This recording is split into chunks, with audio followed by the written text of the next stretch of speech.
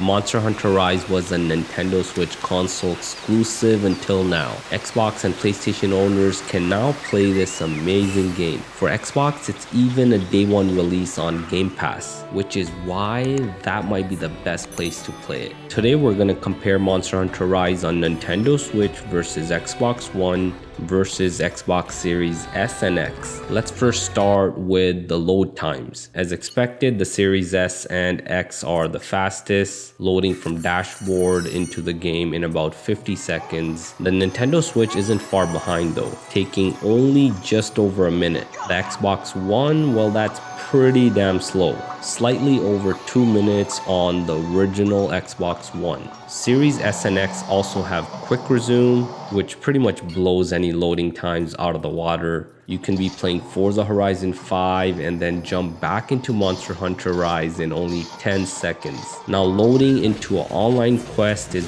really fast as well on the Series S and X. It'll only take about 8 seconds once you're matched up with a group. On the Nintendo Switch, there's no display or graphic settings, everything is locked. Monster Hunter Rise is one of the better looking games on the Switch, and it can run at a respectable 720p resolution when in dock mode. The frame rate is capped at 30 FPS. Now don't expect a solid 30 FPS here. There are significant drops when you're hunting monsters. Be prepared for drops well into the mid to low 20s at times. Now since you have a third person view in this game, the game is still pretty playable. I've personally put about 50 hours into it on the Switch. All Xbox consoles have graphical settings that you can adjust. We're used to those type of settings on the Series S and X as well as PS5, but surprisingly, this game even has that on the Xbox One.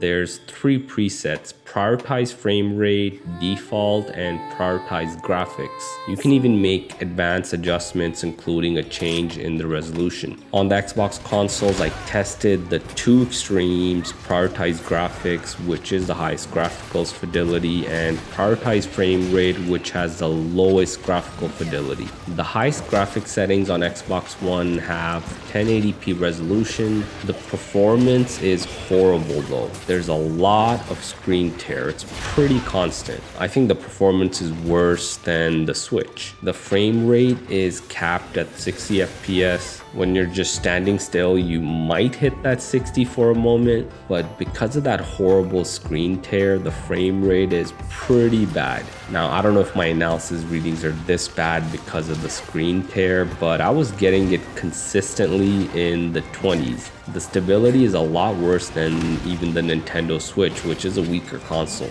This is likely because the developers probably never really optimized the game on the base Xbox One or One S. Now I did next try toning down the settings to prioritize frame rate mode. This does give us 720p resolution. The frame rate though wasn't much better. It's still horrible. You can see right here, it's still showing less than 30 FPS even with those lower settings.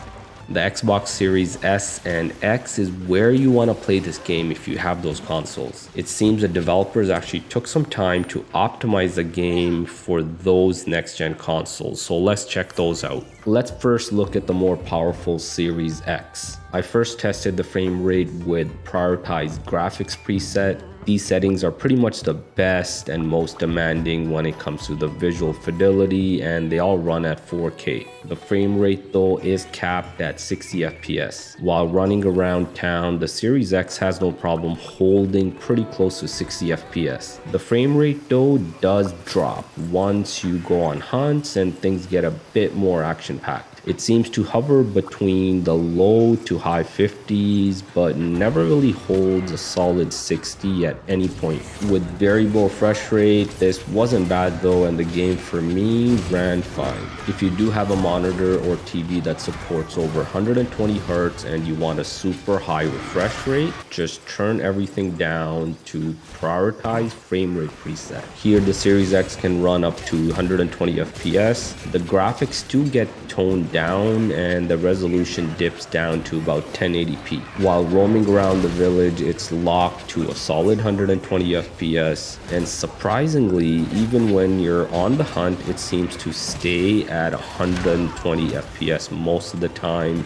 You can see the frame rate counter right here. Now you may notice a frame drop here and there, but it's pretty solid at 120 at these low graphic settings. Now let's check out the less powerful Xbox Series S. The display settings menu is pretty much identical to the Series X and PS5. In this case though, the highest resolution is 1440p. Here I have the graphical settings using prioritized graphics preset, 1440p with max 60 FPS frame rate. While in town, the 60 FPS does hold. When you're on the hunt and fighting monsters, the frame rate does drop. With these maxed out graphics settings, I saw an average of 50 FPS on the Series S. There were no major lag spikes or anything, but the frame rate never really locks to a solid 60. It hovers between 45 and 55 FPS most of the time. Now, I wasn't even sure if the Series S supported 120Hz mode. There really wasn't any confirmed information from Capcom.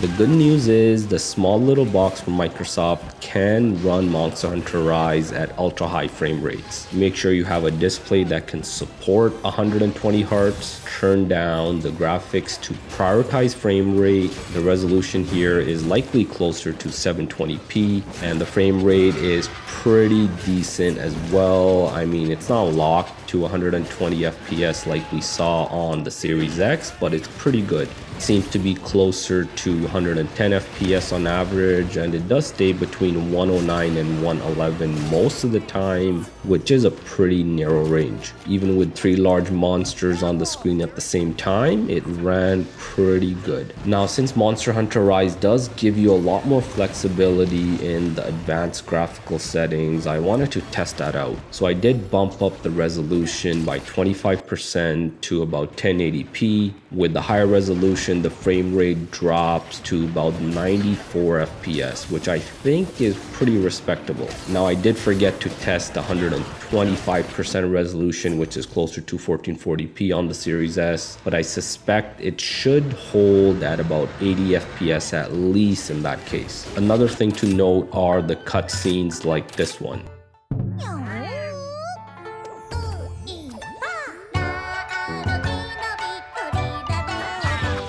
Those cutscenes are all locked at 30 FPS, and this is regardless of which console you're on, whether the Series S, X, PS5, Switch, or even what graphics settings you're all using, it's all 30 FPS. Overall, I think these are some solid games on the next-gen consoles. All three, the Series S, Series X, and PS5 run Monster Hunter Rise well. I'm probably going to be asked to compare Series X to PS5. The thing is, I already have 3 copies of this game, one on the Switch, one on PC, and then this new one on Xbox from Game Pass. Capcom sort of refused to give me a review copy, and I refused to buy a 4th copy of the exact same game. So we'll see what happens. I may do that or I may not, depending on how much money I have to spend.